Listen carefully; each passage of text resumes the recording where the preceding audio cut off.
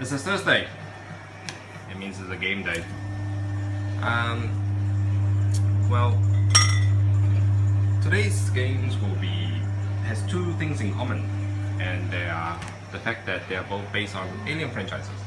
The first one that comes to mind whenever I'm thinking of Alien franchises is Alien Storm.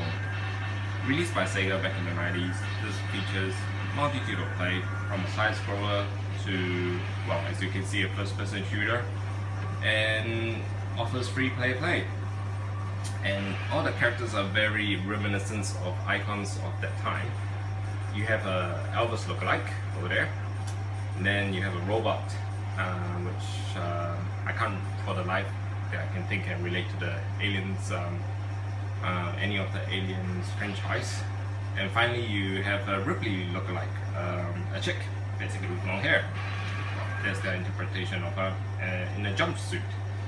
This particular game is quite interesting in the fact that they mix things up a bit and totally not ashamed to include elements from different movies for to make the game interesting.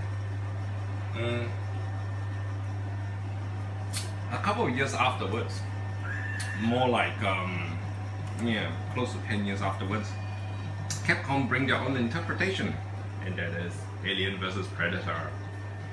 I recently just acquired this board under no guarantees that it will work, and as you can see, it's working. I've done the run test and everything turned out fine, so I'm pretty happy with it. This particular one is a more direct adaptation of the Alien franchise, in the fact that you can actually play as him, and I think he's based on Arnie, as what the art would suggest. He is pretty big. I'll just fire up a credit here for you to have a look at. I turned the sound down a little bit so that I can talk over the game music. This also incorporates a free player option, just like Alien Storm. And this particular one mixes things up a little bit. As you can see, you can play as two different types of predators, being a hunter or a warrior, and also two different sets of human characters, Arnie and Lin Kurosawa.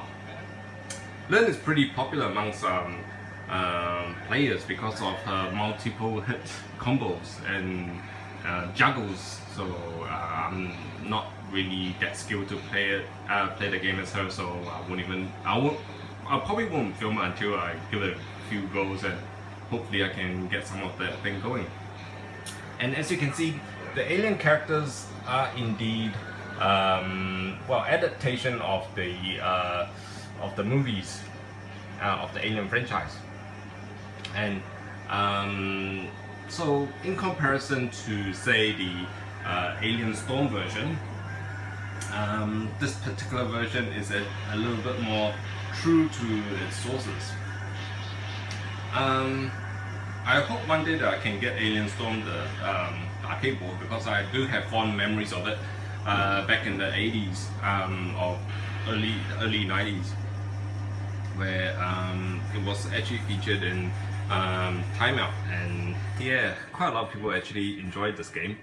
And it was released on the Mega Drive, albeit with a few things removed, but the conversion all in all is actually quite a good conversion.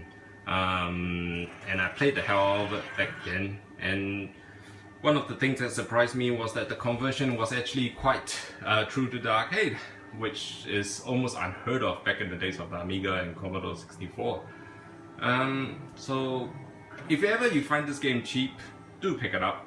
It is worthwhile to give it a blast, because it's one of those games that's made by the same people who made Shinobi and Altered Beast, and sure to give you some entertainment value.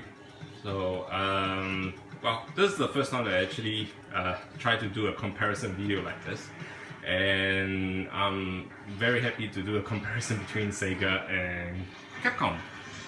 So hopefully you find this video informative in terms of what you choose to play based on, say, 80s or late 80s, early 90s stereotypical films. And yeah, hopefully this video turned out right. Thank you. Bye bye.